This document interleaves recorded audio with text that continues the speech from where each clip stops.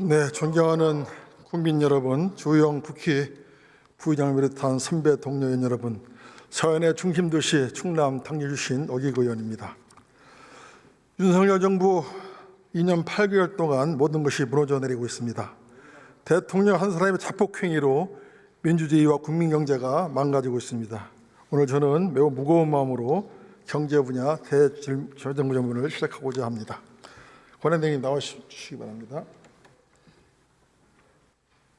대통령 권한대행 부총리 겸 기획재정부 최상목 장관이 답변을 위해 단상 앞에 섰습니다.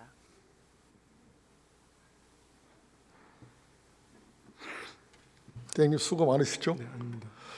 요즘 경제가 말이 아니죠, 그죠? 민생경제, 골목경제, 서민경제가 파탄 지경입니다. 인정하십니까? 네, 송구스럽게 생각하고 있습니다. 네, 이 경제 난국을 지금 극복하기 위해서는 저는 빨리 이 윤석열을 탄핵하고 내란적을 정리해야 경제가 안정된다.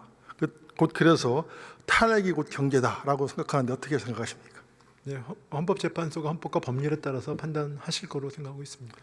이 난국을 정리하기 위해서는 이 불확실성을 해소해야 되는 거 아니겠습니까? 경제 그동안 분야에서 쭉 일해 오셨는데 경제가 가장 싫어하는 게 이 불확실성 아닙니까? 네, 이걸 정리해 줘야 되는 거 아니겠습니까? 네, 그래서 이제 국정협의회를 통해서 이런 정치적인 불확실성은 아직 남아 있다 하더라도 경제와 민생과 관련돼서는 여야에서 같이 힘을 모아주시면은 도움이 될 거라고 생각하고 있고 저희도 적극 참여를 하겠습니다. 적극적으로 해주시기 바랍니다. 자, 윤석열이 한국의 GDP 킬러다 이런 말 들어보셨습니까? 언론에서 봤습니다. 한국 경제의 가장 큰 리스크는 윤석열이다 이 얘기도 들어보셨습니까? 글쎄 그거는 제가 하여튼 네, 비슷한 표현은 들어봤습니다만 정확히 그 표현은 아니었습니다. 한국의 자유민주주의와 시장경제를 파괴한 자가 윤석열이다 이 얘기도 들어보셨습니까? 동의하십니까? 동의하면 몇 % 동의하십니까? 제가 지금 그 부분에 대해서 언급하기는 어렵다고 생각합니다. 네.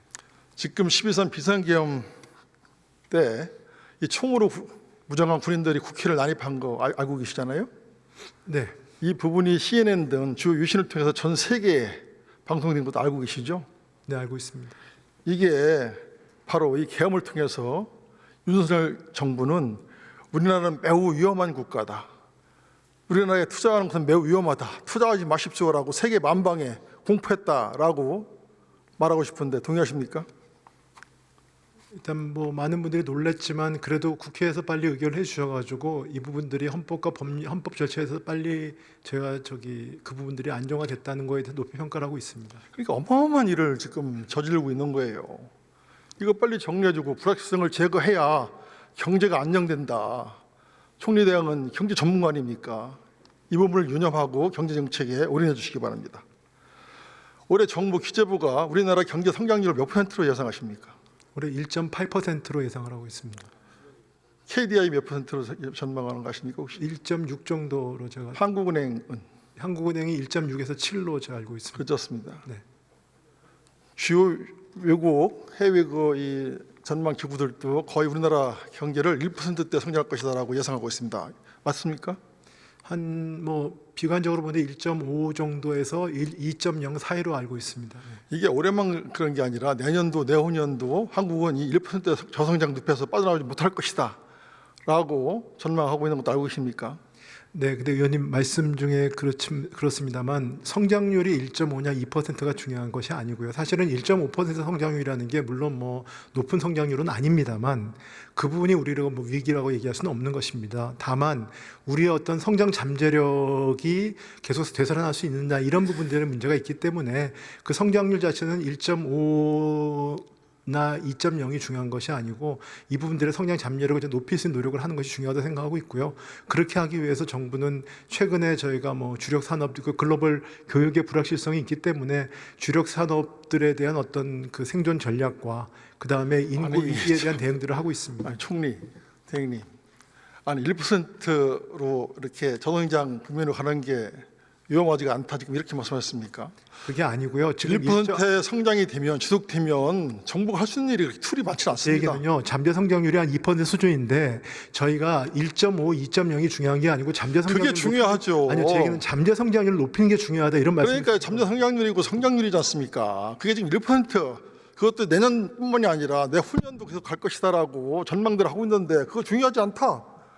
지금 이렇게 지금 생각하고 계신 거예요? 아닙니다. 제 얘기는 뭐 비슷한 말씀인데요. 하여튼 성장 능력을 높여야 된다 이런 말씀을 드리는 겁니다. 네. 우리가 이렇게 1%대에서 1년, 2년, 3년 동안 이렇게 길게 1% 저성장 국면으로 간 적이 있습니까? 그동안 우리 정부가? 제가 없습니다. 그렇기 때문에 위험하다는 겁니다. 그래서 많은 경제학자들이 대한민국의 경제 성장 엔진이 지금 꺼지고 있다. 네, 그 얘기는 저희 성장 능력에 대해서 우려하는 것입니다. 그 말씀을 의원님하고 저 같은 얘기를 하는 겁니다. 그러니까요. 근데 위험하지 않다고 그러는 거 아닙니까? 우리나라 경제 잘못하면 잃어버린 일본의 30년 그 경로를 따라갈 수도 있다. 이런 얘기 들어보셨습니까? 네, 들어봤습니다. 그렇기 때문에 지금 바짝 정신 차려야 된다. 제가 위험하지 않다는 얘기가 이 아니고 경제는 타이밍 아닙니까? 주지 않는다는 얘기도 아닙니다, 의원님. 네, 자, 그러면 지금 위기상황 아닙니까? 경제 살려야 돼요. 네 그렇습니다. 예, GDP를 구성하고 있는 게 뭡니까? 소비, 투자, 순수출, 또 뭐죠? 네, 정부 지출입니다. 정부 지출 아닙니까? 근데 지금 투자, 소비 다 어렵잖아요. 미국 트럼프 잘하고 있어가지고 순수출 어렵습니다. 예? 그럼 우리가 앞으로 먹고 살 게 뭐 있죠? 여기에서 중요한 역할을 하는 게 정부입니다. 정부 지출. 지금 추경하자는데 왜 이렇게 머뭇머뭇거리시죠? 한국은행 총재도 지금 추경하자고 그러지 않습니까? 나 지금 15조, 20조 정도 해야 된다. 가는 건 빠르면 좋다. 한국은행 총재도 그런 거 하는 거 아니겠습니까? 왜 근데 정부만 이걸 위적위적대고 있는 거죠? 추경에 대해서 정부 지출에 대해서 의원님과 말씀 나누려면 제가 드릴 말씀은 있습니다만 지금 추경과 관련돼서는 지금 여야 대표께서 다 추경의 필요성을 말씀하셨기 때문에 국정협의에서 논의하자고 제가 말씀을 많은 드렸고요. 경제학자들도 그래서 그 부분에 대해서 논의를 할 예정입니다. 네. 그러니까요. 그걸 적극적으로 좀 정부가 나서야 됩니다. 네, 하여튼 국정협의회를 통해 가지고 제가 논의를 하겠습니다. 네, 경제는 타이밍입니다. 이거 잘못하면 큰일 납니다. 이 경제 불꽃, 불씨를 정부가 살려야 된다 이렇게 생각합니다. 지금 위신에서 그런 얘기를 한 적이 있지 않습니까? 이번에 계엄으로 인한 비용을 우리 5,100만이 두고두고 할부로 갚아야 된다.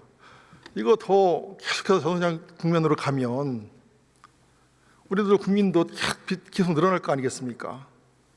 그래서 정부가 이 무너져내는 경제를 살리기 위해서 우리 대안께서 최대한 노력을 해야 된다 이렇게 강조를 하고 싶은 겁니다. 네, 그렇게 해서 한 말씀 올리면은 저희가 이제 정책 불확실성이 확대돼 가지고 경제 부정적 영향이 있던 건 분명히 맞습니다.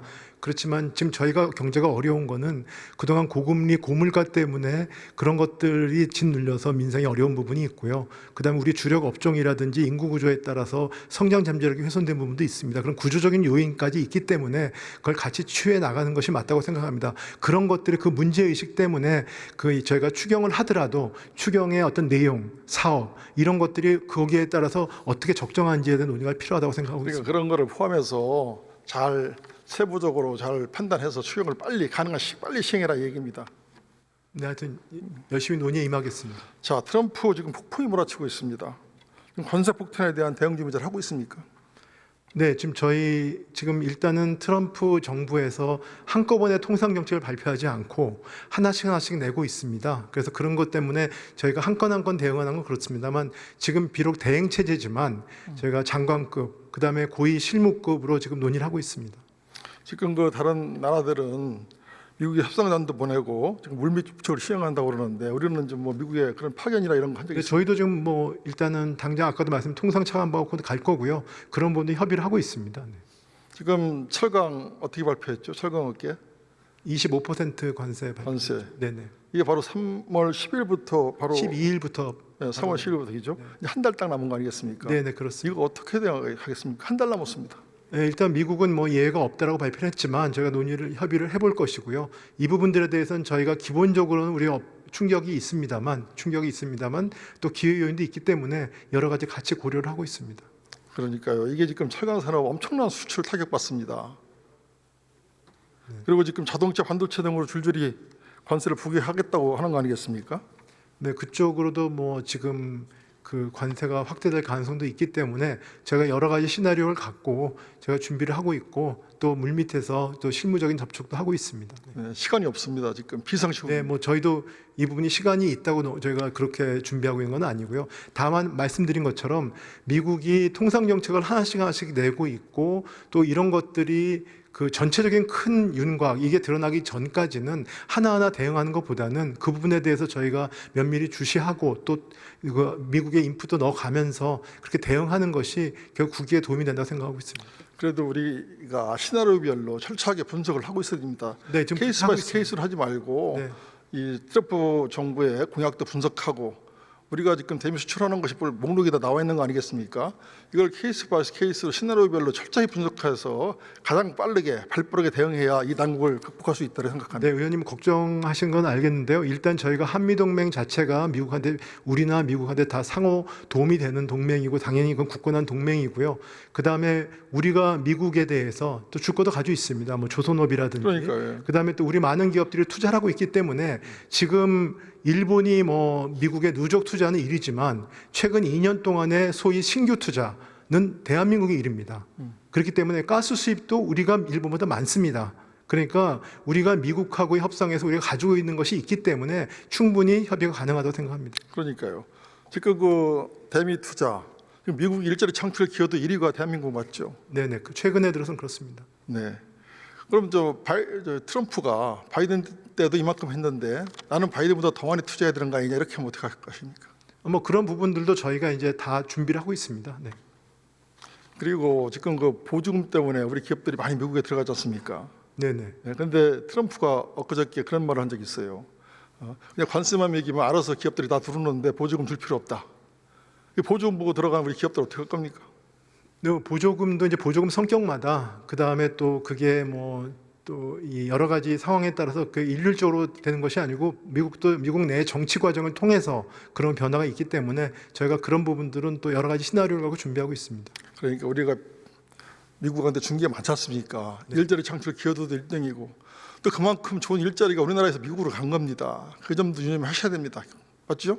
네, 그렇지만 뭐 우리 기업들도 수출을 통해 가지고 이득을 받기 때문에 그러니까 이런 상호 호혜적인 거라고 생각합니다. 이런 호혜적인 것들을 잘 분석을 해서 트럼프 정부를 잘 설득하고 그래서 우리 기업들이 최소한 손해를 보지 않도록 정부가 적극적인 역할을 할 때다. 네, 최선을 다하겠습니다. 그리고 이 방산 조선 반도체는 우리가 좀 기여한 부분이 많지 않습니까? 네, 네. 또 역으로 또 미국이 요구하는 것도 있을 테니까 이걸 패키지로 해서 딜을 해서 최대한 우리 이익을 뺏어야 된다. 이렇게 생각합니다. 네, 잘 그렇게 준비하고 협상해 있습니다. 주시기 바랍니다. 자, 우리나라는 수출을 먹고 사는 나라 맞죠? 네, 맞습니다. 네. 그럼 수출 시장을 넓혀야 됩니까? 좁혀야 됩니까? 수출 시장 넓히고 다변화해야 됩니다. 다변화하죠. 근데 그렇게 했습니까? 윤석열 정부? 그렇게 저희는 하느라 노력을 했습니다. 제가 볼 때는 조금 부족한 것 같습니다. 네, 뭐 더 열심히 하겠습니다. 노태우 전 대통령이 가장 잘한 일이 뭡니까? 뭐 아마 북방 정책을 말씀하시려고 하는 것 네, 같습니다. 그렇습니다. 예. 저도 그 유럽에 있었는데요. 당시에 동유럽 또 뭐 소련, 뭐 구소련이죠. 이 중국 등에 가지고 우리 시민들 전부 무비자로 입고 갈 수 있게 하고 정말 엄청난 그 북방 영토를 넓힌 대통령이 노태우 대통령이라고 생각합니다. 인정하십니까?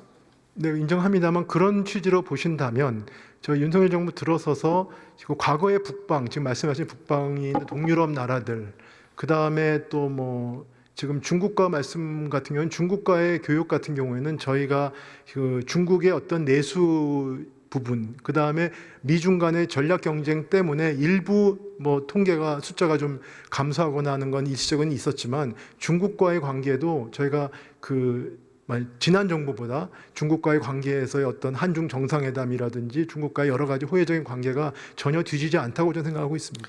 한중 정상회담 몇 번 했습니까? 시진핑. 2번 했습니다. 그러니까 시진핑이 참석한 게 2번이고요. 그다음에 윤석열 총리가 한 거는 아마 한 2-3번 더 있었던 것 같습니다. 그렇습니까? 네. 저는 그 윤석열 정부가 이 철저한 이념 논쟁만 하다가 우리 기업과 국민들께서 30여 년간 일궈낸 세계 최대 시장인 이 북방 영토를 망가뜨렸다 이렇게 생각합니다. 많은 경제학자들이 그렇게 지적도 합니다. 인정 안 하시겠죠? 글쎄요. 근데 그 러시아 같은 경우에는 우크라이나 전쟁 때문에 그런 부분들이 있었는데요. 하여튼 저희 대한민국 입장에서는 수출 시장 다변화가 최선이라고 생각하고 있고요. 그래서 러우 사태가 또 진정이 되면 또 그런 부분들도 보강이 되지 않을까 생각합니다. 네. 근데 너무 망가뜨렸어요. 제가 볼 때는. 지금 그 윤석열 정부가 2020년도에 출범했잖아요. 네네. 저 통계를 보면 2023년 1년 후에 우리나라의 대중 수출이 한 20% 감소합니다. 갑자기 감소합니다. 근데 한중수 30년에 최대폭으로 감소하고 있고요. 네네. 예, 1992년 수교 이후 첫 적자를 기록하면서 지금 대중 관계가 별로 안 좋아요. 근데 의원님 이거는요 이 숫자만 보시면 안 됩니다. 왜냐하면 중국의 내수 이슈가 있고요. 중국에 수출하는 거 대부분 반도체입니다. 그래서 23년까지 반도체 경기가 나빴기 때문에 중국의 수출이 줄었고요. 반도체가 호황 좀 사이클이 회복된 이후로는 수출이 회복이 됐습니다. 그래서 지금 23년까지 숫자를 아마 보여주신 것 같은데요. 그것만 놓고 보시는 건 어렵고 물론 말씀하신 대로 저희가 뭐 그 윤석열 정부 들어서 너무 미국과 일본과 가까워지고 중국하고의 어떤 거리가 멀어지는 거 아니냐. 그래서 한중 관계에 대해서 우리가 뭐 좀 그 소홀한 거 아니냐라는 우려는 충분히 무슨 말씀인지 압니다. 다만 그렇지만 뭐 제가 중국의 재무장관하고도 계속 회담을 하고 있고요. 저희 여러 가지 정부 관계에 있어서 중국과의 관계는 그 전보다 못지 않습니다. 그리고 이 경제 협력은 저희가 아무리 부정을 해도 미국과는 저희가 한미 안보의 어떤 혈맹이라고 볼 수 있으면 중국은 가장 가까운 이웃 나라입니다. 그리고 우리와 경제 협력이 제일 그 익스포저가 클 수밖에 없습니다. 그래서 중국 시진핑 주석도 그렇고 우리 대통령도 마찬가지고 한중 관계는 떠나갈 수 없는 이웃이기 때문에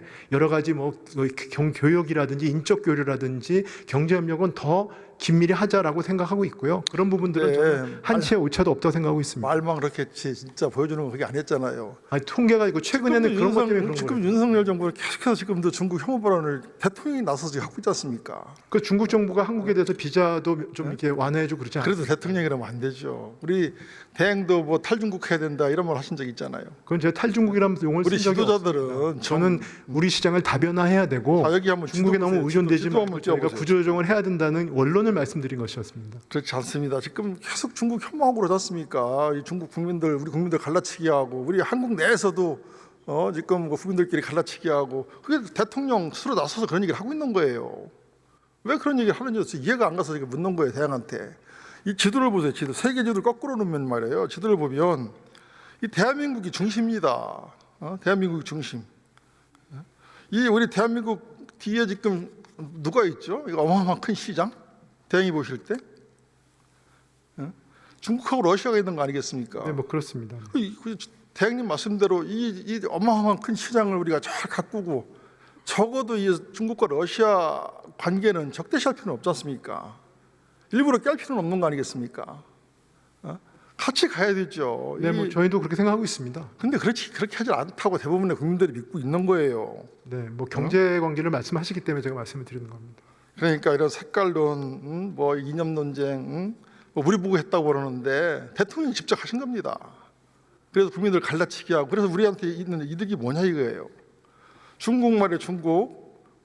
우리 배터리 반도체 우리 주력 산업 아니겠습니까? 네, 여기에 들어가는 망간, 코발트, 리튬 이 대중국 인용도가 7에서 80%나 되지 않습니까? 네 그렇습니다. 다시 냉전으로 가서 중국과 또 거래가 끊기면 이거 어떻게 대체 시장 어떻게 차릴 겁니까? 여러모로 지리적으로나 이런 경제적으로나 중국이나 러시아 북방 영토를 노태우 대통령이 만들어낸 이 북방 영토를 우리가 훼손하면 안 된다. 우린 정말 이 미국과 일본, 중국과 러시아 사이에서 정말 유질타기를 해야 되는 거예요. 그런데 다시 이념 논쟁을 끌어들이고 다시 냉전으로 돌아가서 국민들을 싸움시키고 그런 역할을 이 정부가 하고 있던 거예요. 대행님은 인정 않겠지만 말이죠. 그리고 저 이 지도 보면 이 북극항로 보십니까? 북극항로. 네, 네. 앞으로 우리 미래 먹거리가 저는 이제 북극항로 개발이라고 생각합니다. 여기에 대해서 정부가 어느 정도 준비하고 계십니까? 북극항로에 대해서는 저희가 기본적으로 이거의 필요성과 그다음에 중장기적으로는 이 부분이 되게 중요하다고 생각하고 있는데 지금 제가 파악을 해보니까 그 선사들 입장에서 보면은 단기적으로는 아마 여러 가지 애로사항이 있으니까 좀 그 부분에 대한 소극적인 것 같습니다. 그렇지만 정부 입장에서는 이 부분이 결국은 그 저희가 어떻게 말하면 좀 중장기적인 굉장히 가치가 있는 그런 투자라고 생각을 해가지고 저희가 그 부분은 좀 연구 개발을 하고 있습니다. 연구개발 박차를 가야 됩니다. 이게 지금 북극항로가 지금 기후 때문에 다 녹아가지고 곧 2030년 이후로는 이 화물선이 갈 수 있다는 거예요. 네네. 그럼 항로가 단축되고 또 북극에 어마어마한 천연 지하자원이 있는 거 아니겠습니까? 네네. 이거 개발하려면 러시아랑도 잘 지내야 돼요. 이게 우리 미래 먹거리입니다. 어마어마한 경제적 이익을 주거든요. 네네. 근데 그냥 그 우크라이나 전장 가서 끼웃거리고 왜 그렇게 합니까? 그래서 우리한테는 이득이 뭡니까? 러시아하고 적대 관계를 맺어가지고. 저는 뭐 잘한 것도 많이 있죠. 그러나 저기 총리 대행님 잘 아시지 않습니까? 투자의 기본 원칙이 뭡니까? 포트폴리오 투자 아닙니까? 네네. 결안을 미국, 일본, 중국, 러시아에 같이 놔야지. 이걸 한 바구니에 다 갖고 가다가 넘어지면 어떻게 됩니까? 네, 뭐 전적으로 의원님의 그 기본적인 철학에는 동의합니다. 네. 네.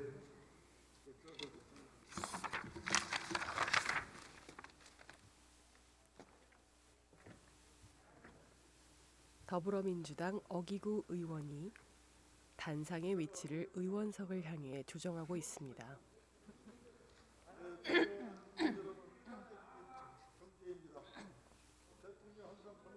발언자의 발언 시간이 초과되어 마이크가 꺼진 상태입니다.